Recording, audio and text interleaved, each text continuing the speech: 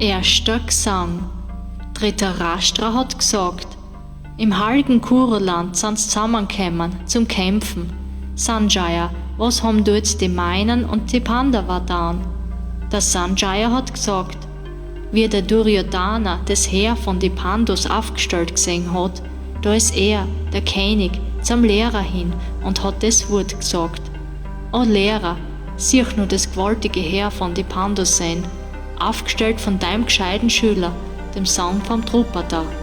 Da stehen Helden, Pfeilschützen, begabt wie der Arjuna und der Bhima, Duryodhana und der Virata und Drupada, der Wagenheld, Drishtaketu, Cekidana und Kachis heldenhafter Fürst, Purochit und der Kuntiboja und der Chaivya, auch der Maunerstier, Yudamanyu, der tapfere Held und der Uttamajas, voller Kraft, der Sohn von der Subhadra, die Sehn von der Draupadi auf hohen Wagen alle.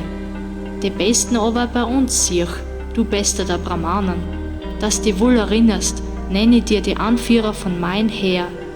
Du selber und der Bhishma, der Karna und auch der Kripa, der was im Kampf siegreich ist, als Schwartermann und Vikarna und der Sohn vom Somadatta und viele andere Helden, die was ihr Leben für mich geben. Verschiedene Waffen schwingen's und sind alle mit dem Kampf vertraut. Nicht ausreichend ist unser Heer, obwohl der Bhishma der Anführer ist. Ausreichend ist aber deiner ihr Heer, an dessen Spitzen der Bhima steht. In alle Heeresreihen da, am rechten Platz aufgestellt, sollt ihr alle, wie viele ihr seid, den Bhishma schützen, wie ihr kennt's. Da ist dem Kreis der Kampfesmut erwacht, und er hat laut ins Muschelhorn blasen. Der hehre Ahn vom Kuru-Stamm, dass es wie Leben brüllend drehnt hat. Die Muscheln und die Pauken auch, die Trommeln und die Trommeten alle, die sind da kräftig gerührt worden, dass es zu einem lauten Getöse geworden ist. Auch der Krishna und der Sohn von Pandu haben laut die Himmelsmuscheln blasen, auf hohen Wogen stehend, von Höllepferdeln gezogen. Krishna hat die Dämonsmuschel blasen, die Gottgeschenkte der Arjuna. Die große Muschel Paundra hat der Schreckensmann Wolfseingeweiht blasen. Die Siegermuschel hat der Fürst blasen, der Sohn von der Kunti, Yudhishthira, der Nakula und Sahadev, auf Tonreich und Juwelen blüht, der Kachi-Fürst, der was der beste Schütz ist, und der Chikandin auf dem Wagen hoch.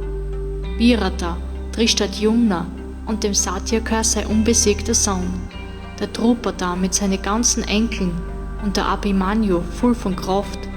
O Erdenherr, sie haben alle in einer Muscheln blasen, und das wilde Getön ist in der Dhritarashtra-Sen einer Herz gefahren, weil's im Himmel und auf der Erden tränt hat. Wie der Arjuna die ganzen Dhritarashtra-Sen gesehen hat und er schon angefangen hat, Pfahl zum Regnen, hat den Bogen hochgehoben. Dann hat er sich zum Krishna dreht und das Wort gesagt. O ewiger du, halt den Wagen an, mitten zwischen die zwei Heer. Ich will mir die anschauen, die was so gierig sind aufs Kämpfen. Ich will wissen, mit wem ich da kämpfen soll in der Schlacht.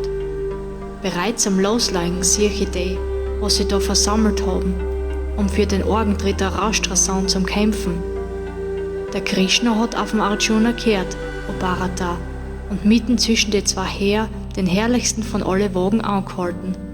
Vor dem Bhishma und dem Drona und vor alle Erdenherrscher hat er gesagt, schau, Sohn von der Brita, da kämt die Kuru-Schar. Da hat der Sohn von der Brita alle dort stehen gesehen, die Väter, Großväter, die Lehrer, Brüder, Onkeln, die Söhne, die Enkeln und Freund, die Schwiegerväter und Bekannten in beide Heer. Wie er alle Verwandten dort stehen gesehen hat, alle bereit zum Kämpfen, da hat ihm das Mitleid übermannt und er hat Folgendes gesagt. Arjuna hat gesagt, O Krishna, ich sehe alle Verwandten da, bereit zum Kämpfen, da werden meine Glieder schwach und mein Mund trocknet aus. Ich zitter am ganzen Körper und meine Haare stellen sie auf. Gandiva rutscht mir aus der Hand, mir brennt die Haut am ganzen Körper. Ich kann nimmer grad stehen, mein Verstand ist verwirrt. Ich sehe nur Bases für die Zukunft, O Ketchava. Kein Halsirche mehr, wann ihr meine Verwandten im Kampf umgebracht hätt. Krishna, den Sieg will ich nicht, auch nicht die Herrschaft oder alle Freuden. Was bringt uns die Herrschaft als Könige, der Genuss und das Leben selbst? Und einer Willen wünschenswert, sind Herrschaft, Besitz und Freuden, die was da stehen in Reihen, bereit, Leben, Hab und Gut aufzugeben. Lehrer, Väter, Söhne sind's, und auch Großväter, Onkeln, Schwiegerväter, Enkel, Schwäger und andere Verwandte.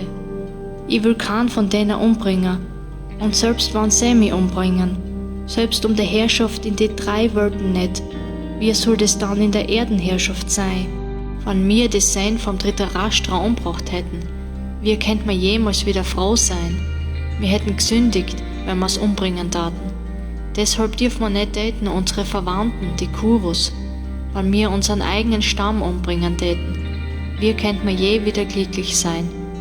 Und auch wenn sie es nicht verstehen, weil die Gier ihnen den Verstand vernebelt hat, dass es eine Sünde ist, Verwandte umzubringen und dass eine Schuld in der Kränkung von Freund liegt.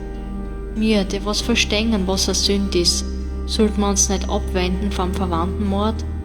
Wenn der Stamm zugrunde geht, gehen auch die alten Stammespflichten zugrund. Wenn das passiert, greift das Unrecht bald nach dem ganzen Stamm. Wenn erst das Unrecht die Oberhand kriegt, sind auch bald betroffen die Stammesfrauen. Und wenn die Stammesfrauen verdorben werden, tritt die Kastenmischung ein.